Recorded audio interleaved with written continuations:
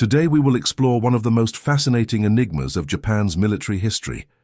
Why did the samurai warriors, known for their incomparable ferocity and discipline on the battlefield, practically abandon the use of shields, an instrument of defense so elementary and so present in almost all warrior civilizations of the ancient world? In this documentary, we will travel through centuries of martial, cultural, and technological transformations to uncover the profound reasons behind this singular choice. Before continuing with the video, remember to subscribe to the channel for more documentary narratives like this. Imagine yourself transported to the Japanese archipelago in a remote time, when the wind carried the sound of arrows cutting through the air and the thundering of horses echoed across the coastal plains. To understand why shields disappeared from the hands of Japanese warriors, one must first understand that there was a time when they were there, firmly grasped, playing the same role they played on any other battlefield in the world. The history of shields in Japan is older than many imagine, and its roots extend back to the earliest periods of Japanese civilization, long before the word samurai was first pronounced. Japan, as an organized civilization, began to take shape during the Yayoi period, which lasted approximately from 300 years before the Common Era to 300 years after it. At that time, agricultural communities were beginning to settle along the fertile plains of the archipelago, cultivating rice in flooded fields and developing metallurgy techniques that had arrived from the Asian continent. It was in this context that the first Japanese shields, known as tate, began to appear. These were wooden pieces, sometimes reinforced with leather, which served both for protection in combat and for ceremonial functions. These primitive shields were held with one hand, while the other handled a short sword, a spear, or a battle axe. During the Kofun period, which succeeded the Yayoi and lasted approximately from the 3rd century to the 6th century of the Common Era, shields continued to be part of Japanese military equipment. In this phase, leather shields emerged, called kawadate, made from animal skins stretched over wooden frames. The armies of the nascent Yamato state, which was gradually unifying the archipelago under a centralized imperial authority, employed infantry formations that did not differ drastically from tactics used elsewhere in the world. Soldiers marched in lines, protected by portable shields, wielding spears and swords following organizational models heavily influenced by the armies of mainland China, particularly those of the Tang dynasty. Historical records such as the Nihon Shoki, the official chronicle compiled in the year 720, describe these early conflicts and the composition of the imperial armies. The Yamato forces during these initial centuries were mostly composed of infantry contingents recruited from peasants and organized according to the Chinese system of military conscription. In these formations, the portable shield, held in the left hand while the right held an offensive weapon, was a natural and expected component of combat equipment. Crossbows and infantry bows were also employed, following a military doctrine that was not fundamentally distinct from continental practices. However, something was about to change radically.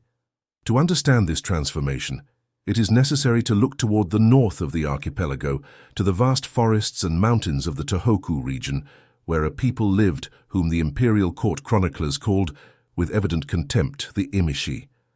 The term, written with characters that literally mean shrimp barbarians, was loaded with derogatory connotations, reflecting the Yamato state's view of the peoples who resisted its territorial expansion. But behind this prejudiced designation lay a much more complex and fascinating reality. The Emishi were a people whose exact origin remains a subject of intense academic debate. Some theories link them to the ancestors of the Ainu people who inhabit northern Japan to this day. Others suggest they were diverse ethnic groups, possibly speaking languages related to both Ainu and archaic Japanese dialects. What is not disputed, however, is the nature of their warrior culture. The Emishi were, above all, horsemen. Unlike the Yamato armies, based on heavy and slow infantry, the Emishi developed a form of combat centered on the horse and the bow, utilizing hit-and-run tactics that consistently frustrated imperial attempts at conquest. Emishi horses were small, hardy animals related to the Misaki breed, perfectly adapted to the mountainous and forested terrain of northern Japan. These animals were not used for agricultural work. They were companions in war and travel, so valued that they were sometimes buried alongside their owners.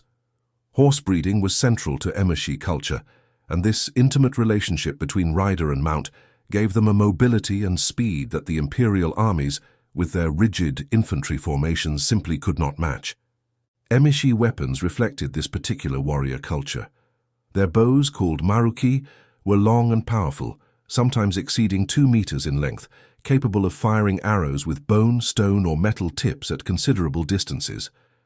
There are reports that they used poisoned arrows, a practice that dramatically increased the lethality of their attacks. For close combat, the emishi carried the warabite-tu, a short sword with a characteristic hilt in the shape of a fern sprout, shorter than later Japanese swords, and particularly suitable for quick strikes from horseback or in combat in dense forest terrain. The first major confrontations between the Yamato state and the emishi date back to the 7th century, but it was in the 8th century that the conflicts reached their maximum intensity. The imperial court in Nara, and later in Heian-kyo, modern-day Kyoto, invested considerable resources in military campaigns intended to subjugate the peoples of the north and extend imperial rule over the entire island of Honshu. These campaigns, however, proved to be extraordinarily difficult. One of the most revealing episodes occurred in 789 at the battle fought near the city of Subuse, in present-day Iwate Prefecture. On that occasion, an imperial force of 2,000 soldiers was advancing along the east bank of the Kitakami River when it was lured into a carefully prepared ambush. A smaller emishi force had attacked the Japanese vanguard, drawing it into a pursuit. When the Imperials were sufficiently far forward, 800 mounted emishi warriors emerged from the rear and flanks, completely surrounding the Japanese column and pinning it against the river. Panic turned into a rout. Imperial soldiers threw away their weapons and tore off their armor in a desperate attempt to swim across the river. Most of the deaths occurred by drowning. It was a humiliating defeat that unequivocally demonstrated the tactical superiority of emishi mounted warriors over Yamato heavy infantry. This defeat and others like it forced imperial strategists to fundamentally rethink their military approach. The conscription system, based on the Chinese model, with its infantry formations equipped with shields, spears, and crossbows, proved inadequate for facing an enemy who simply refused to engage in battle on the opponent's terms. The emishi horsemen appeared, fired their deadly arrows, and disappeared before the heavy imperial infantry could react. It was a form of warfare for which the portable shield held by an infantryman offered no effective response. The response came in the form of a radical adaptation. In 794, the emperor designated Sakanue no Tamuramaro as commander of the imperial forces against the emishi, conferring upon him the title of shogun, which literally meant general who subdues the barbarians. Tamuramaro understood that the only way to defeat the emishi was to fight them on their own terms. Under his command, the imperial forces were reorganized, gradually abandoning heavy infantry formations in favor of units of mounted archers, trained in the same tactics that had made the emishi so fearsome. Some emishi allies, who had submitted to imperial authority and became known as fushu, were integrated into the Japanese forces, bringing with them their knowledge of horsemanship and mounted archery. Tamuramaro's campaigns were long and bloody, but eventually successful. In 802, the emishi leader Atarui surrendered, marking the end of organized resistance in the Tohoku region, although skirmishes continued until 811, ending what became known as the 38 Years' War. But the true consequence of these wars far transcended simple territorial conquest. The Japanese armies had been irreversibly transformed. The experience of combat against the emishi had demonstrated that the future of Japanese warfare belonged to the mounted archer, not the infantryman with a shield. This military transformation had profound implications for the development of the entire Japanese warrior culture. By adopting the tactics of mounted cavalry and archery on horseback, the Japanese armies created the conditions for the emergence of a new class of professional warriors who in the following centuries would come to be known as samurai. The term samurai itself derives from the verb saburao, which means to serve, reflecting the origin of this class as military servants of the courtly aristocracy. But it was the martial skills inherited from the confrontation with the emishi, particularly horsemanship and archery, that defined the warrior identity of the first samurai. In the Heian period, which lasted from 794 to 1185, the samurai consolidated themselves as the primary military force in Japan. At that time, combat was dominated by ritualized duels between mounted archers who faced each other on horseback, exchanging arrows in confrontations that followed elaborate codes of honor. A mounted warrior carried his bow, called a yumi, an asymmetrical and large instrument that required the use of both hands to be operated properly. With one hand controlling the horse's reins, and both needed to draw and fire the bow, there was simply no way to hold a portable shield simultaneously. The incompatibility between mounted archery and the use of a hand shield was absolute and unavoidable. It is here that the first and perhaps most fundamental reason for the disappearance of portable shields in Japan is found. The adoption of mounted archery as the predominant form of combat, directly inspired by emishi tactics, made the hand shield physically impractical. A warrior on horseback needed one hand to control his mount and both to operate his bow. No hand remained free to hold a shield. It was a matter of simple military ergonomics, but its consequences were profound and long-lasting. However, it would be a mistake to think that Japanese warriors were left completely devoid of protection. Instead of relying on a separate shield held in the hand, the Japanese developed a system of integrated armor that incorporated defensive elements functioning as shields built into the combat suit itself. The most emblematic of these armors was the oyoroi, whose name literally means great armor, which began to appear in the 10th century and reached its most developed form during the Kamakura period, between 1185 and 1333. The oyoroi was a remarkable piece of defensive engineering, designed specifically for the mounted archer. Its rectangular and voluminous shape created a space between the armor and the warrior's body, so that enemy arrows lost their energy before reaching the flesh. The front part of the do, the central cuirass, was covered with a layer of smooth leather that allowed the bowstring to slide without catching on the scales during the shot. But the most significant element for our investigation was the sword, the large shoulder protections that hung from the armor's straps. The o-sword, the large sword characteristic of the oyoroi, were rectangular plates of considerable size, composed of rows of small scales of iron and lacquered leather laced together. These shoulder protectors functioned in practice as integrated shields. When a mounted archer turned his body to fire an arrow at an enemy positioned to his left, the natural position for a mounted archer, the sword on his right shoulder automatically positioned itself between him and any threat coming from that direction, functioning as a mobile protective barrier that followed the warrior's movements without requiring the use of an additional hand. In addition to the sword, the oyoroi included other defensive elements that compensated for the absence of a portable shield. The sendan no ita and the kyubi no ita were additional protective plates positioned at the front of the armor to protect the armpits and chest, areas particularly vulnerable when the warrior raised his arms to fire his bow. The kyubi no ita, a solid plate positioned on the left side, specifically protected the heart region, which was exposed to the enemy when the mounted archer positioned himself with his left flank toward the opponent, which was the natural shooting position. The kabuto, the samurai helmet, also incorporated elements that fulfilled defensive functions analogous to those of a shield. The shikoro, the neck protection composed of rows of scales that projected to the back and sides, protected the nape and shoulders against arrows coming from behind. The fukikaishi, the side flaps that projected from the sides of the helmet, protected the face from lateral sword strikes. The entire system functioned as a complete shield that enveloped the warrior, freeing his hands for the essential tasks of leading the horse and operating the bow. The effectiveness of this integrated protection system was tested and proven in countless conflicts. During the Genpei War, fought between 1180 and 1185, the Minamoto and Taira clans disputed control of Japan in a series of battles that became legendary in Japanese history and literature. These confrontations were dominated by mounted archers equipped with oyoroi, and accounts of the time attest to the effectiveness of the armor in protecting its wearers against enemy arrows.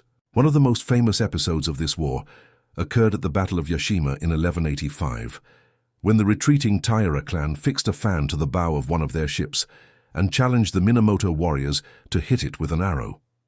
The young samurai Nasu no Yoichi accepted the challenge, rode his horse into the shallow water, and hit the fan with a precise shot, a feat that is celebrated to this day as a symbol of the samurai's mastery of mounted archery.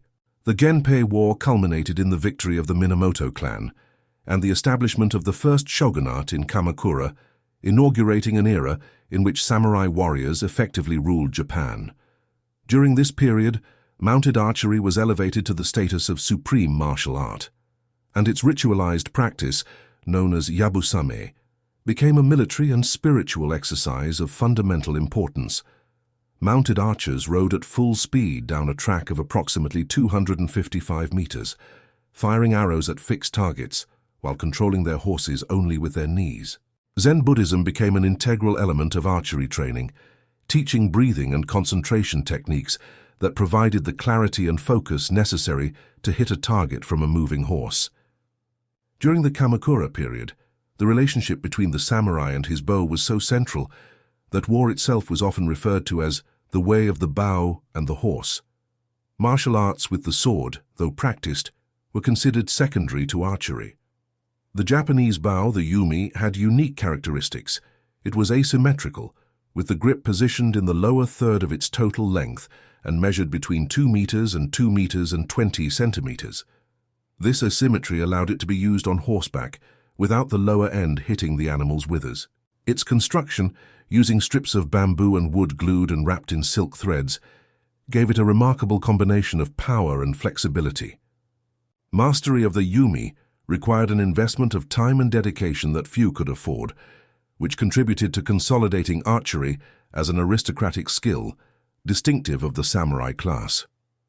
As we move forward in time, we reach a crucial transition phase in Japanese military history. During the 14th century, in the Muromachi period, the nature of warfare in Japan began to change again.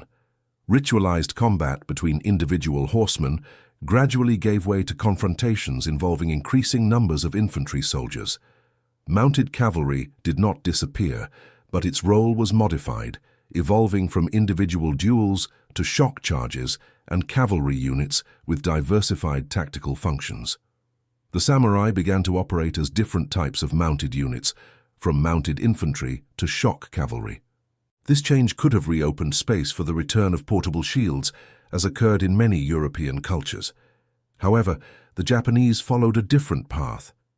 Instead of reintroducing hand shields for their growing infantry, they developed an increasingly complete and comprehensive armor system that covered the warrior from head to toe.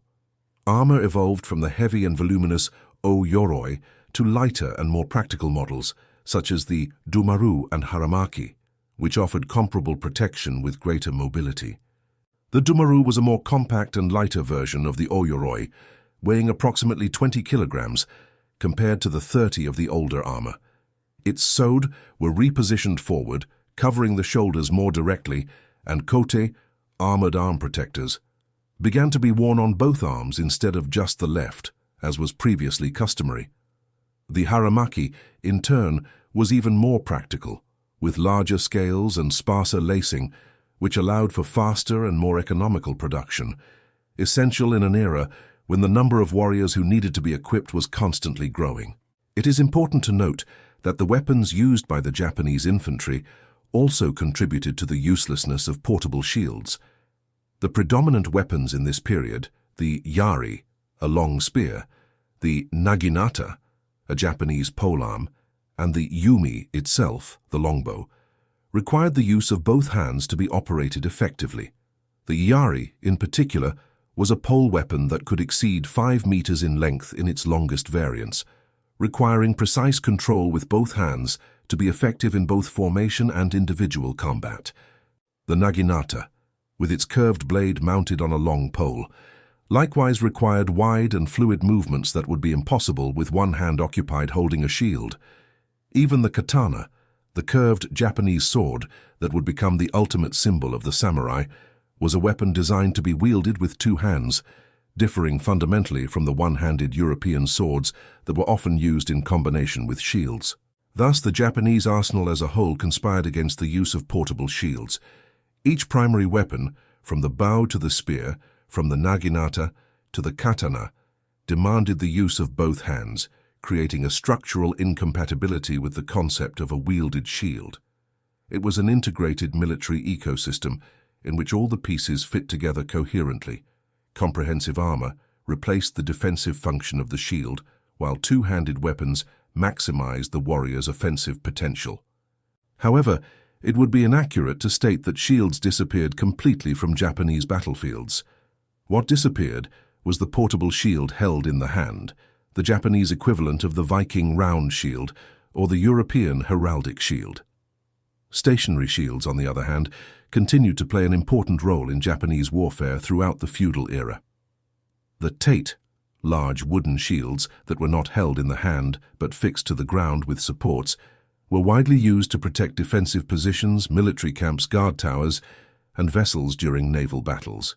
These shields functioned analogously to the European pavise, a protective barrier behind which archers and spearmen could operate in relative safety. The okidate, as these stationary shields were also called, allowed infantry soldiers to fire their bows with both hands while remaining protected against enemy projectiles. It was an ingenious solution that reconciled the need for protection with the requirement of having both hands free to operate weapons. Thus, it can be said that the Japanese did not reject the concept of the shield itself, but rather the specific form of the portable hand shield, replacing it with alternatives that better adapted to their tactics and their arsenal of weapons. As we approach the Sengoku period, the great era of civil wars that tore Japan apart between 1467 and approximately 1600, the Japanese military landscape underwent another dramatic transformation. This period of continuous conflict saw the rise of increasingly large armies, composed not only of professional samurai, but also of large contingents of ashigaru, foot soldiers of low social standing who were recruited in increasing numbers to meet the demands of a war that was becoming increasingly totalizing. The ashigaru were equipped with weapons that their feudal lords, the daimyo, could provide in quantity: long spears, bows, and eventually the weapon that would completely revolutionize Japanese warfare. Even when equipped with simpler and less protective armor than that of high-ranking samurai, the ashigaru rarely carried hand shields. Their weapons, yari, yumi, and later arquebuses, uniformly required the use of both hands. Sengoku period armor also evolved significantly. The Tosei Gusoku, modern armor, emerged, replacing individual lacquered scales with more solid and resistant iron plates joined by rivets instead of lacing. This new type of armor was faster to produce, more practical to wear, and offered more uniform protection against the new threats emerging on the battlefields. The evolution of armor responded not only to tactical changes, but also to a completely new technological threat that was about to arrive on Japan's shores. And it is at this point in our narrative that we reach the second major event that definitively sealed the fate of shields in Japan: the introduction of firearms. The year was 1543. A Chinese vessel, a merchant junk, was driven by a storm to the shores of Tanegashima Island, south of Kyushu. Aboard this vessel traveled two Portuguese adventurers who carried with them oblong and unknown objects that would spark curiosity and forever transform the military history of Japan. The feudal lord of the island, Tanegashima Tokitaka, a young daimyo of only 15 years, received the foreigners with hospitality. When the Portuguese demonstrated the operation of their matchlock arquebuses, firing at targets with a destructive power that nothing in the Japanese arsenal could match, Tokitaka immediately understood the military implications of that technology. He acquired 2 specimens of the muskets and tasked one of his most skilled blacksmiths, Yaita Kinbi Kiyosada, with producing functional copies. The blacksmith faced few difficulties with most of the mechanism, but one specific element proved extraordinarily challenging: the helical drilling of the barrel for the insertion of the breech bolt, a technique that apparently did not exist in Japan until that moment. The solution came the following year, when a Portuguese blacksmith was brought back to the island and taught the Japanese craftsmen the secret of the helical thread. With this final piece of the puzzle solved, local production of firearms began, and the spread of the new technology throughout Japan was extraordinarily rapid. The speed with which firearms spread through the archipelago is an impressive testament to the technological adaptability of Japanese civilization.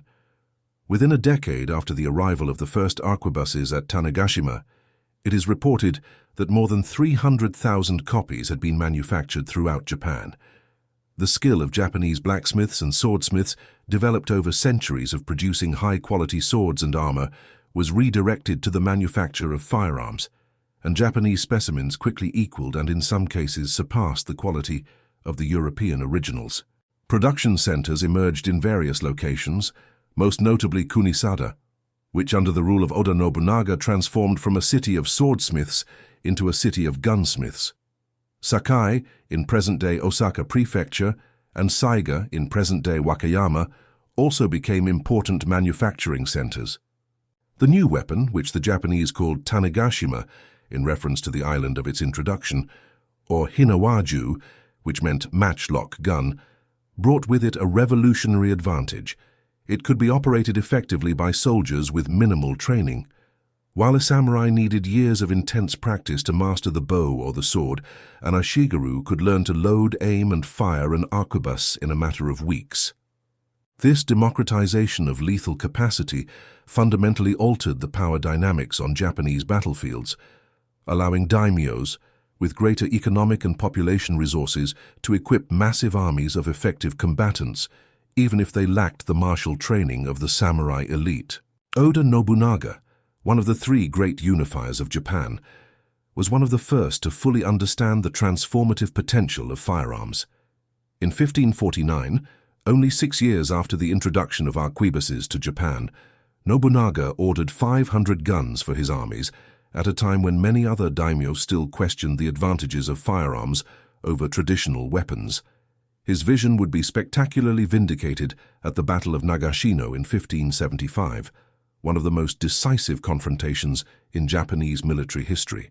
In this battle, Nobunaga and his ally Tokugawa Ieyasu faced the fearsome cavalry charges of the Takeda clan, considered the best horsemen in Japan.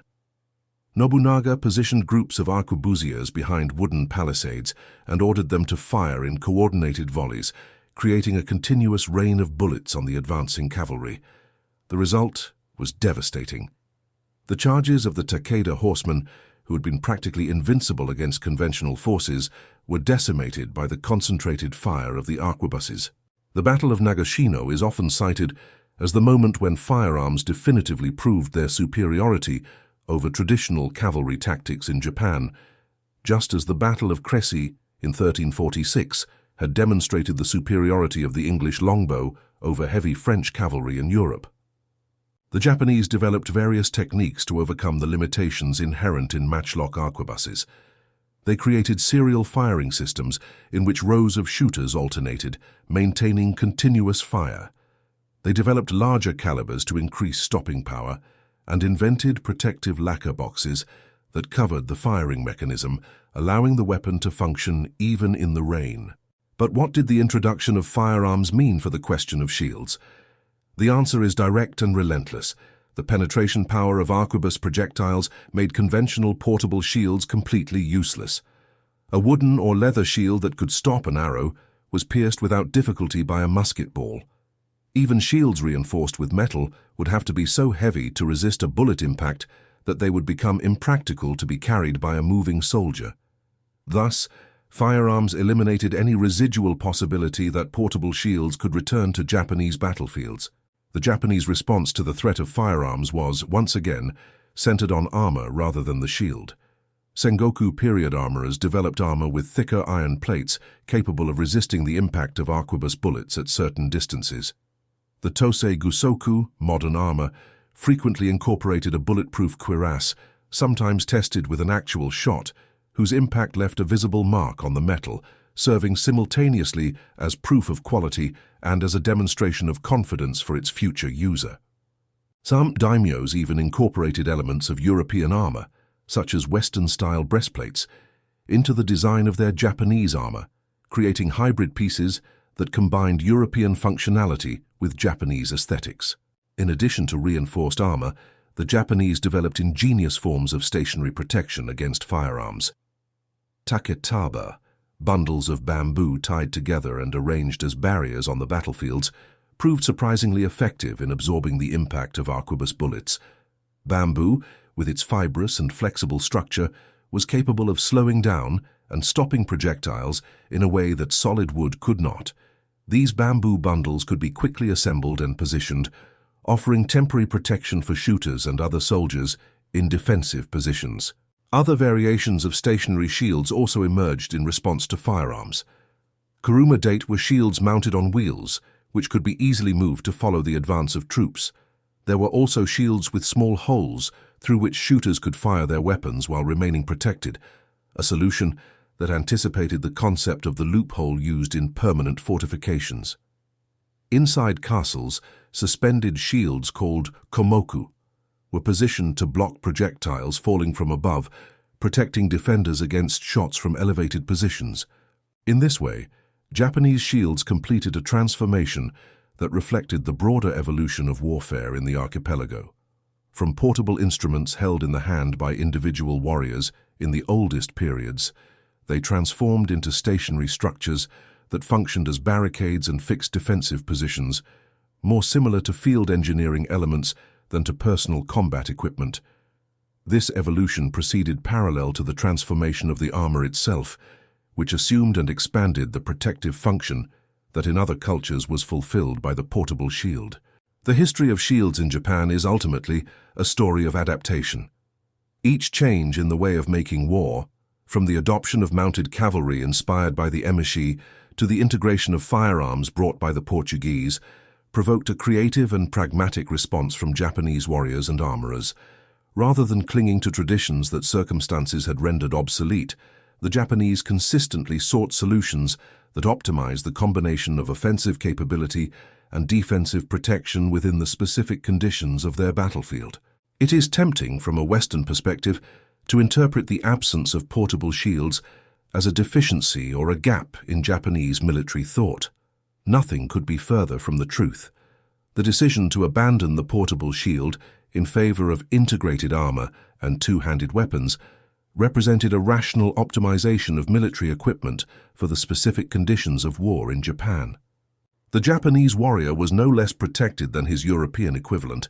He was protected in a different way, through a system that distributed the defensive function across the entire surface of the armor, rather than concentrating it in a single object held in the hand. During the Edo period, which followed the unification of Japan under the Tokugawa shogunate starting in 1603, the relative peace that settled over the archipelago drastically reduced the frequency of large, pitched battles. With the decline of large-scale conflicts, firearms came to be used mainly for hunting and target shooting, and armor became progressively more ceremonial and decorative than functional. Ironically, it was in this period of peace that portable shields, that to date, had a modest resurgence. Armored soldiers began to use rectangular shields held in the left hand while wielding short spears in the right, a configuration suitable for the police and internal security functions that constituted the primary military role of the samurai during the Tokugawa era. However, this resurgence was limited and specific, confined to contexts of urban policing and civil riot control, very distant from the battlefields that had defined the previous centuries. Edo period shields were instruments for maintaining order, not equipment for war. The stationary tate and the taketaba continued to exist as part of the defense equipment for castles and fortified positions, but their use was more theoretical than practical in an era when major battles had ceased. It is significant to observe that, despite the long history of different forms of shields in Japan, no physical example has survived to the present day, unlike the countless armors, swords, bows, and helmets that have been preserved in Shinto shrines, museums, and family collections over the centuries. This absence of material survivors reflects the relatively humble status of the shield in the hierarchy of Japanese military objects. While a katana was considered the soul of the samurai, and armor was a statement of identity and social standing, worthy of preservation and transmission to future generations, the shield was seen as a purely functional utensil, devoid of the symbolic and spiritual value that guaranteed the conservation of other military artifacts. It is also revealing that there are no traditional schools of Japanese martial arts dedicated to the use of the shield. The absence of a martial art dedicated to the shield confirms that this instrument never occupied a prominent place in Japanese martial identity, even in the periods when it was used. As we look back and contemplate the complete arc of this history, we realize that the disappearance of portable shields in Japan was not the result of a single event or decision, but rather the product of a convergence of factors that accumulated over centuries. The adoption of mounted archery after the conflicts with the emishi created a style of combat incompatible with hand shields. The development of increasingly complete and sophisticated armor eliminated the need for supplementary external protection. The predominance of weapons that required the use of both hands made carrying a shield physically impossible, and the introduction of firearms made conventional portable shields incapable of fulfilling their basic protective function. Each of these factors in isolation would have been enough to reduce the importance of portable shields. Combined, they made their disappearance not only understandable, but inevitable. Feudal Japan did not abandon shields out of ignorance or arrogance, but out of an impeccable military logic that prioritized mobility, offensive versatility, and integrated protection over a piece of equipment that had become incompatible with every aspect of its way of making war. The history of shields in Japan is, therefore, much more than a military curiosity. It is a window into understanding how an entire civilization adapted its warrior practices in response to internal and external challenges, from the emishi horsemen of the northern forests to the Portuguese merchants who brought gunpowder across the seas. It is a reminder that military history is not made only of battles and generals, but also of anonymous blacksmiths, armorers and craftsmen who forged the tools with which warriors fought and protected themselves. And it is a testament to human ingenuity, to the ability to find creative solutions to problems that seem insoluble, adapting to circumstances instead of insisting on formulas that time has made obsolete. From the plains where the emishi horsemen galloped with their deadly bows to the beaches of Tanegashima, where the first arquebus shots echoed, each chapter of this story contributed to shaping a military tradition unique in the world. A tradition in which the warrior did not hide behind a shield, but protected himself with armor that was at once a portable fortress and a work of art, while his hands remained free to wield the weapons that made the samurai one of the most formidable warrior classes the world has ever known. And so when we contemplate the iconic image of the samurai, with his gleaming armor, his helmet adorned with horns or crescent moons, his katana at his waist and his bow in his hands, we understand that what seems to be missing, the shield, was actually never necessary. Everything that the shield did was already integrated into the armor, distributed through each plate of lacquered iron, each row of carefully tied scales, each shoulder protector that stood between the warrior and death. The samurai did not abandon the shield, he wore it. If this journey through the battlefields of feudal Japan sparked your curiosity and offered you a perspective you didn't know, imagine how many other fascinating stories are yet to be told. Each episode of this channel is a door to a universe of discoveries, and your presence here is what makes it possible to continue this exploration. So, if you've made it this far and felt it was worth it, consider subscribing to the channel and turning on the notification bell so you don't miss any of the upcoming narratives. Leave a like, as every like helps this content reach other history enthusiasts, and share in the comments what caught your attention most, or what theme you would like to see explored next. Your participation is the arrow that drives this channel forward, and together we can continue uncovering the mysteries of the past.